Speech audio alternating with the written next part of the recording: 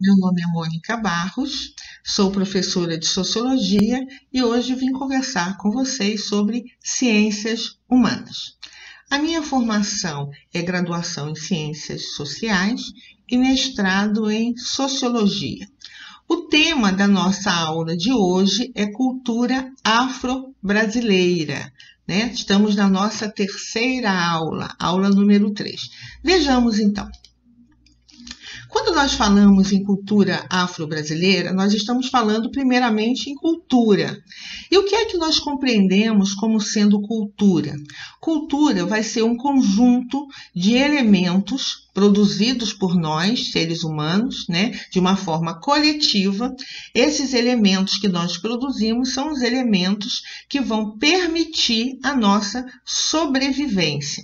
Então, vejamos, cultura tem a ver com hábitos alimentares, né, o que é que nós comemos, como nós comemos, em que momento nós comemos, com quem nós comemos. Todas essas definições são definições culturais, né?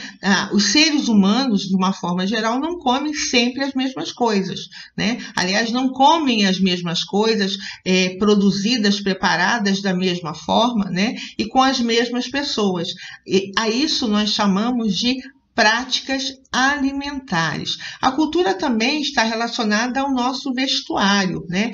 Nós precisamos de roupa para proteger o nosso organismo das temperaturas, sobretudo das variações de temperatura. Agora, a proteção do nosso corpo, né, com esses elementos que nós chamamos de vestuário, de roupas, é uma característica cultural, porque nem todos os povos, nem todos os indivíduos vão proteger o seu corpo utilizando o mesmo tipo de roupas, ou utilizando tecidos, ou, né, como direi, de forma semelhante. Nós temos aí as variações culturais, assim como as leis, assim como os elementos morais, os princípios morais, assim como as práticas religiosas. A tudo isso nós chamamos de cultura. O nosso sotaque, a nossa forma de falar, né, a nossa linguagem, né, essas expressões que nós utilizamos para nos comunicar,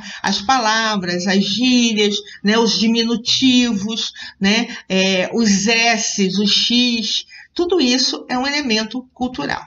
Então, quando nós falamos de cultura brasileira, nós precisamos pensar quais são os povos, né? Quais foram os povos formadores da nossa sociedade. Então, esses diferentes povos, esses diferentes grupos, esses diferentes indivíduos, né, de procedências, de origens distintas, quando interagiram, quando começaram a conviver aqui no nosso país, né, eles começaram a contribuir, iniciou-se um processo de construção da nossa cultura. Então, a nossa cultura, ela é formada por indivíduos, por elementos de diferentes culturas, assim como em qualquer lugar do mundo, né? Por exemplo, se nós pensarmos na cultura norte-americana, nos traços culturais, nós vamos identificar nesses traços culturais, nessa cultura, nesse caldeirão que nós chamamos de cultura,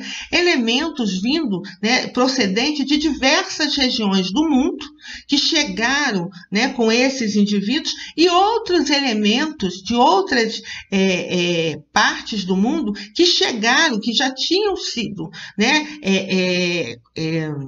já tinham colaborado, vamos dizer assim, para aquelas culturas de origem e que chegaram aqui. Vou dar um exemplo, né, que inclusive está no nosso texto. O pandeiro, que a gente usa muito no samba, na roda de capoeira, né? Aí a gente pensa assim, se usa no samba, se usa na roda de capoeira, então o pandeiro, esse instrumento musical, deve ter chegado no Brasil com as mulheres e os homens que foram, né, aprisionados, comercializados e tornados escravos para estarem trabalhando aqui no Brasil. Veio com os africanos. Não! Pandeiro, olha que interessante, né? O pandeiro, ele tem origem árabe. O pandeiro tem origem árabe. Às vezes a gente assiste, né, alguns vídeos ou em alguns filmes, né, festas, né, ou manifestações culturais dos povos árabes, a gente vai enxergar lá o pandeiro. Mas o que tem a ver os árabes com o Brasil? Bom, os árabes, os mouros, né, eles ocuparam a Península Ibérica, Espanha e Portugal, durante aproximadamente 200 anos, né? Então, durante esse processo de ocupação, eles levaram consigo as suas práticas culturais, que foram, né, que contribuíram, esses elementos, para a formação da cultura portuguesa. Então, a gente percebe que a cultura, ela é algo dinâmico, então ela está ao tempo todo sofrendo interferências e modificações. Então, a sociedade portuguesa, né, incorporou, né, a partir da vivência, né, esse elemento, né, esse instrumento musical, o pandeiro. E aí, o que acontece? O pandeiro, olha que interessante, o pandeiro foi para o continente africano com os exploradores, os colonizadores portugueses, e o pandeiro veio para o Brasil com os colonizadores portugueses e também com aqueles homens e mulheres que foram lá aprisionados e trazidos como escravos para o Brasil. Vocês estão percebendo como é que a cultura ela é dinâmica e ela se forma a partir, né, da presença, né, e da incorporação de elementos de outras culturas? Então, quando nós falamos sobre cultura brasileira, nós temos que pensar na contribuição dos diferentes povos e na própria dinâmica nesse processo de mudança constante da cultura. E aí, nós podemos sim falar da contribuição dos povos africanos para a formação da nossa cultura, né? Então, em termos de práticas alimentares, por exemplo, nós incorporamos determinados alimentos, por exemplo, o jiló. O jiló é um elemento que veio, né, que chegou para a gente com esses homens e mulheres que foram aprisionados e escravizados no Brasil. Mônica, o jiló veio na bagagem dele? Não, gente, eles não vieram para cá de viagem a passeio, né? Mas, né, quando as sementes chegaram aqui, esses indivíduos, esses homens e as mulheres que já conheciam da sua aldeia, do seu reino de origem, eles passaram a cultivar e esse alimento foi incorporado. Por exemplo, aqui na cidade de Belo Horizonte, das práticas culturais correntes, ou seja, entre as diversas práticas culturais, né, está o consumo de jiló, né, com tiras de fígado que são preparados numa chapa elétrica, né, nos bares de um estabelecimento, quer dizer, de um grande... nós chamamos, o mercado central, né? Então, ou seja, de um grande mercado, exatamente isso, de um grande mercado. Esse mercado, ele é constituído por várias lojas, entre as lojas tem os bares, e entre os alimentos que são ofertados, né, vendidos, consumidos nesses bares, está lá, né, fatias de jiló com tiras de fígado, né? Então, é uma característica cultural de Belo Horizonte, mas olha que interessante, o jiló foi introduzido no Brasil pelos negros, pelas negras africanas. E quem está consumindo não tem noção. Por quê? Porque é um alimento que tornou-se também característico na nossa sociedade. Então, quando nós pensamos em cultura brasileira, nós temos que ter em mente que a cultura brasileira ela é formada por elementos de diferentes culturas, de diferentes procedências, de diferentes origens culturais. Aí sim, a gente pode falar da contribuição africana, né, desses povos africanos que chegaram escravizados aqui no Brasil e também da contribuição afro-brasileira, que diz respeito dessa interação entre essas práticas que chegaram com a população africana e também, né, na medida em que essa população se tornava afro-brasileira, que havia ali a descendência. E eu não vou falar muito sobre essa descendência porque não é o foco do nosso capítulo. Então, nós podemos falar dessa contribuição. Agora, um aspecto interessante que eu preciso pontuar com vocês. Essa interação, essa incorporação, ela não é sempre pacífica, ou seja, não é sempre vista de forma positiva. Então, ok, jiló, ok, cachaça, bacana, nenhum problema, né? Culinária, feijoada, nossa, é de lei a feijoada na sexta-feira ou no sábado. Perfeito, o samba? Perfeito, né? Quer dizer, que vem do samba, né? Que é um ritmo existente em Angola, mas o samba de roda vem, aí que eu quero chegar, dos terreiros de candomblé.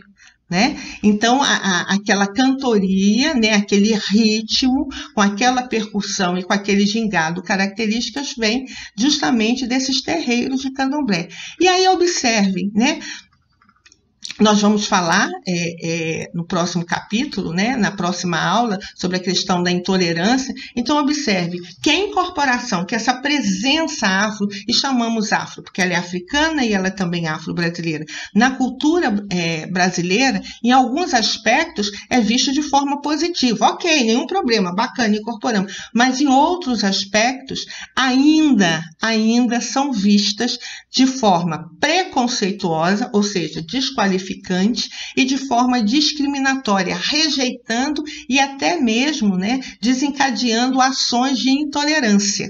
Então é importante nós percebermos isso, né, que a cultura brasileira não seria o que é hoje se não fosse a presença, né, dessas várias contribuições culturais. Né? E se essas contribuições culturais, se esses povos, né, chegaram aqui e contribuíram para a construção do país, os seus traços culturais precisam ser respeitados. Né? Então, não é possível dizer, né, que determinados elementos africanos e afro-brasileiros são legais, bacana, positivo, bacana, gostamos e aceitamos, e outros não. Porque esses indivíduos, essas mulheres e esses homens que não pediram para vir para cá, né, no século XIX, eles não vieram de férias, de viagem, de turismo, não trouxeram esses elementos culturais na sua bagagem, mas trouxeram nas suas mentes, nos seus corpos, né, e na sua lembrança. E aí contribuíram para formar a nossa cultura brasileira. Por isso que no texto, né, que vocês vão ver, ou se leram, né, se já leram, ou se ainda vão ler na nossa apostila, né, está registrado lá, que nós podemos falar em cultura afro-brasileira de duas formas. Uma forma como se fosse uma cultura diferente, à parte. E da outra forma é pensar a contribuição dos povos africanos, né, e afro-brasileiros, a presença desses povos e para a construção da cultura brasileira. Então, não me parece correto falar cultura afro-brasileira, porque esse afro-brasileiro, ele é parte da nossa cultura. Então, a cultura brasileira e as diferentes contribuições dos povos formadores, né, que aqui estiveram, que colaboraram, que concorreram, né, para a formação da nossa cultura. Bem, é isso. Espero que tenha sido interessante para vocês e até um próximo momento, uma próxima aula. Tchau, tchau. Obrigada.